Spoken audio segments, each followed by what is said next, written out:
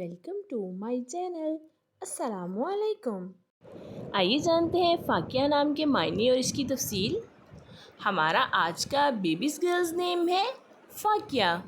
फ़ाकिया के इंग्लिश में स्पेल्स है FAKIHA फ़ाकिया। ये एक इस्लामिक नेम है और लड़कियों के लिए रखा जाता है ये नाम। इस नाम के मायने हैं खुशमिजाज फ़ाकिया।